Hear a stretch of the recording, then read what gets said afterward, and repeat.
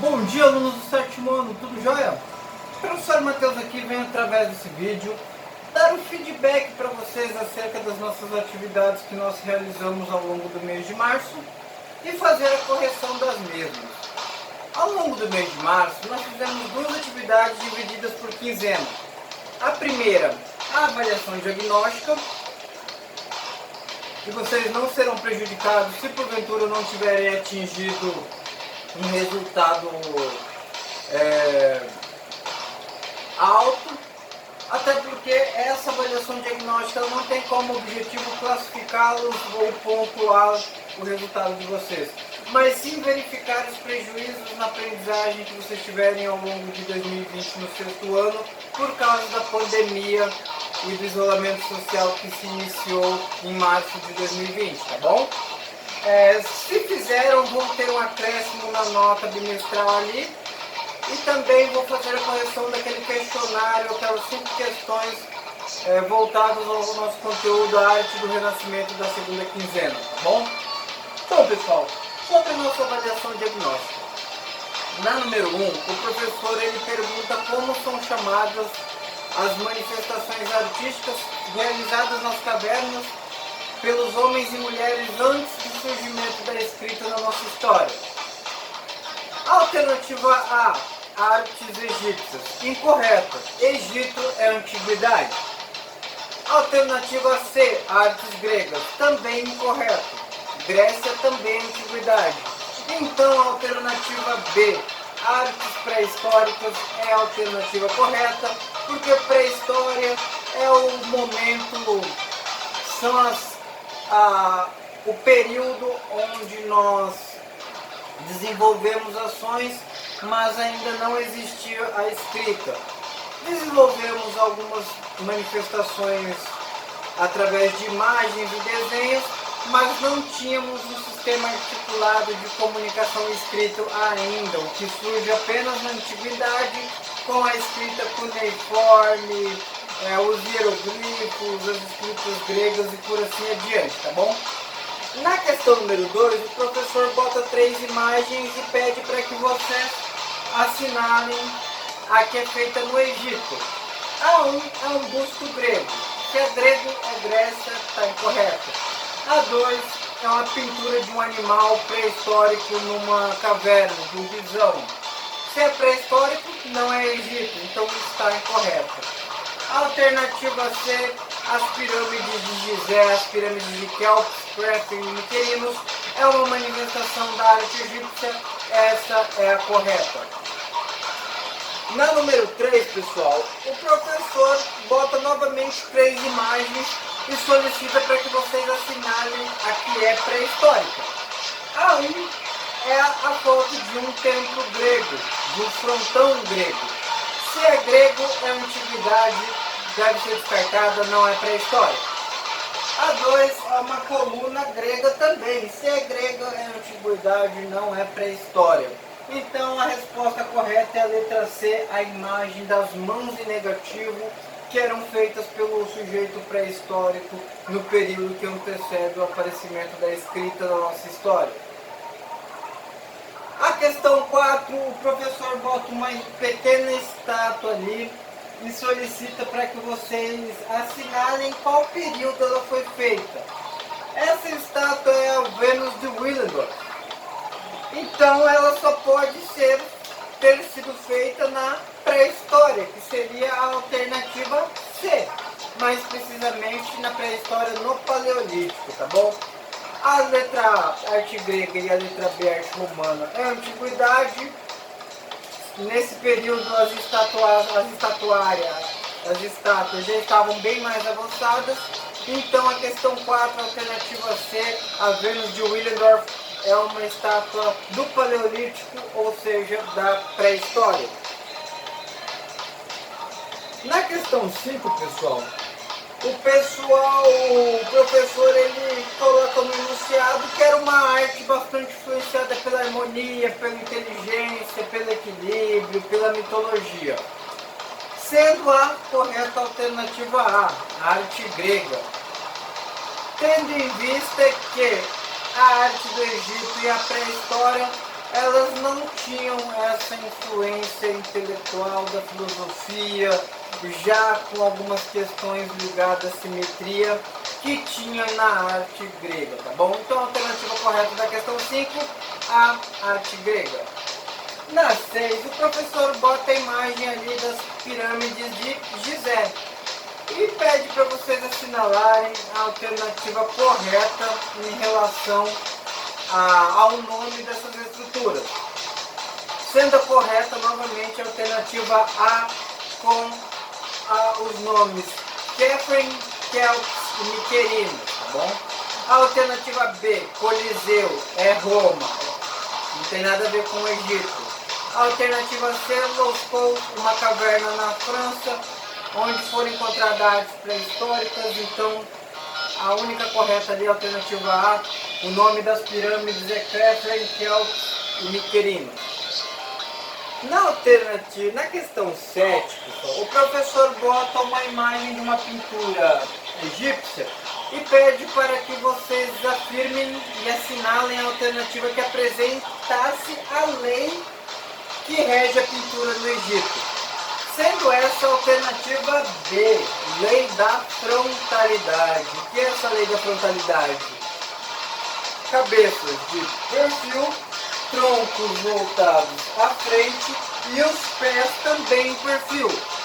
Essa lei na pintura egípcia é a lei da frontalidade. Na questão 8, o professor coloca uma imagem de uma coluna e pede para que vocês assinalem em qual arquitetura era utilizada essa coluna dórica dentro da história das artes. Alternativa A, pré-história. Não existiam templos na pré-história, então essa já está descartada. A B, egípcia, também não. A principal representante da arquitetura no Egito eram as pirâmides e a esfinge. Então só nos restam a C, grega. É uma coluna grega, tá bom, pessoal? Em breve o professor vai estar passando a lista dos alunos que fizeram essa diagnóstica e os que não fizeram. E estarei novamente reencaminhando o link do formulário online no Forms para que os alunos possam executar e não fiquem sem essa atividade. Caminhando um pouco mais à frente nessa PC, pessoal, chegamos ao nosso segundo conteúdo e segunda atividade, que é Renascimento. E nessa atividade tem uma prática de desenho para ser desenvolvida nesse quadro, que alguns já me mandaram a foto via WhatsApp, e as 5 questões a serem respondidas acerca desse conteúdo. Na questão número 1 da segunda quinzena, o professor colocou a foto do nascimento da Vênus, uma obra renascentista, e ele pede para que vocês assinalem a alternativa que apresente o pintor italiano responsável por fazê-la. A letra A, Massaccio, não é, porque não perguntei qual foi o primeiro artista a utilizar a perspectiva em suas obras. A letra B, Leonardo da Vinci, não é, porque esse conteúdo é o primeiro período do Renascimento e nós não estudamos nesse texto Leonardo da Vinci. Então só nos sobra a alternativa C, Sandro Botticelli, responsável pela pintura desse quadro, O Nascimento da Vênus. Na número 2, pessoal, o professor bota uma imagem de uma técnica utilizada em desenho e pintura e pede para que vocês assinalem a alternativa que corresponde a essa técnica. Letra A, olhe sobre tela. Não é, né, pessoal? Não tem nem cor, então não é uma pintura. Letra B, modelagem. Não mencionamos em nenhum momento no texto sobre o Renascimento essa técnica. Então só nos sobra novamente a letra C, perspectiva, né, pessoal? Lembre, quando a linha do horizonte, ponto de fuga, linhas que convergem de um ponto de fuga, é perspectiva. Na número 3, pessoal, no Renascimento, no primeiro período, 4 técnicas inovadoras ou 4 grandes patamares na arte mudaram a forma como se elaboravam e pensavam os desenhos em pinturas. Entre essas 4 técnicas, Uma chamava a atenção, pois permitia o efeito de as cores mais claras surgiam das mais escuras, também chamada de chiaro escuro. Qual é essa técnica? Aí o professor pede para que você assinale a alternativa correspondente a essa técnica. Perspectiva não é, porque a perspectiva é você fazer o desenho utilizando linhas convergentes que surgem de um ponto de fuga e que simulam um efeito de profundidade na obra. Óleo sobre tela é uma técnica de pintura propriamente dita, mais referente ao material, o óleo aplicado sobre a superfície do quadro. Então, novamente, a letra C, luz e sombra, também chamada de chiaro escuro, era a técnica utilizada pelos renascentistas e a alternativa correta, que dava um maior realismo e acentuava ainda mais a questão de profundidade na obra, porque havia-se um jogo de luz e sombra das cores mais claras surgindo das mais escuras. Na questão 4, o professor pergunta, conforme o texto, qual foi o pintor italiano considerado o primeiro a utilizar a perspectiva em suas obras? Sendo a resposta correta a letra A, Massaço, tá pessoal? Botticelli, a letra B, era o pintor renascentista que tinha uma leve influência bizantina em suas obras, apresentando figuras humanas um pouco alongadas.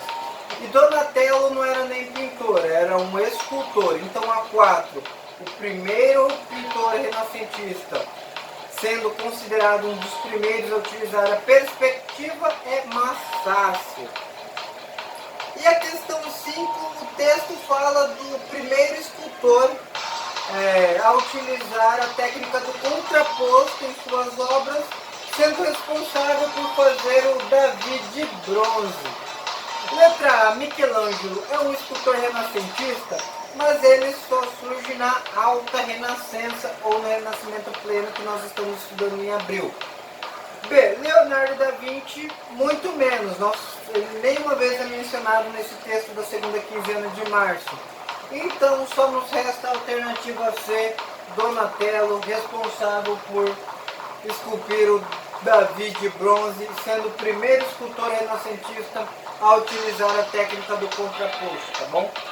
Bom pessoal, se porventura vocês não tiverem realizado algumas das atividades das 2 quinzenas de março, entre em contato com o professor, que o professor faz o encaminhamento dos arquivos em PDF ou manda o link dos arquivos no Forms para vocês responderem diretamente no formulário online.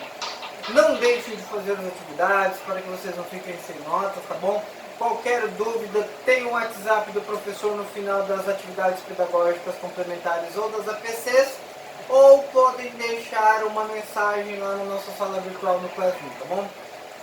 Tenha um bom dia, uma ótima semana e um mês de abril abençoado, tá bom? Logo o professor vai publicar o vídeo explicando o conteúdo da segunda quinzena de abril. O da primeira quinzena já está disponível no canal do professor no YouTube. Até mais!